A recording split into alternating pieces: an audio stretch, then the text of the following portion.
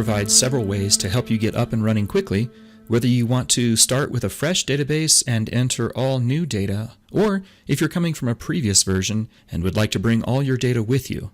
If you've used a previous version of ACT and would like to restore your database from that version, you should begin by creating a backup of the database that you'd like to bring into the new version of ACT. Here's a quick review of how to create a backup of your database. Locate your database and open it. Once your database is open, go to the File menu, go to Backup, and then select Database. Now choose a location where you want this backup to be saved. I usually just put my backups on the desktop because I'm not going to keep them for very long. If you want to include attachments, make sure you check the box, click OK, and then ACT will work to back up your database files into a zip file. Once that's finished, click OK. Now you should see the backup in the directory where you specified. Once you have that database backup saved, you can launch your newest version of ACT and then go to the File menu, go to the Restore submenu and choose Database. For this selection, we're going to do a Restore As so that we have the option of renaming that database if we want to. Click the Browse button to locate the backup that you saved. Mine is on the desktop. And then click OK.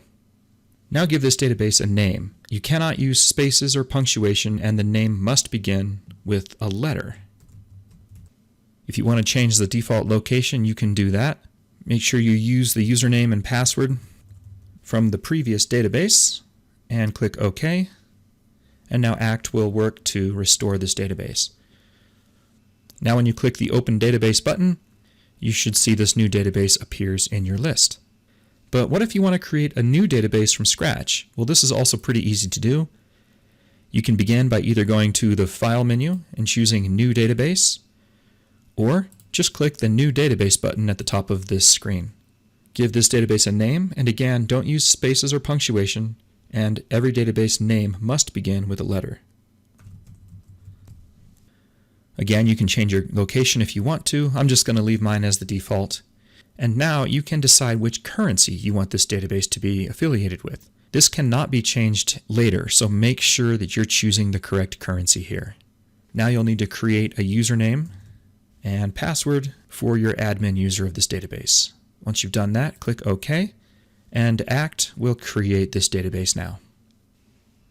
Once the creation of this database is complete, ACT will open the database and it will log you in with the username that you created.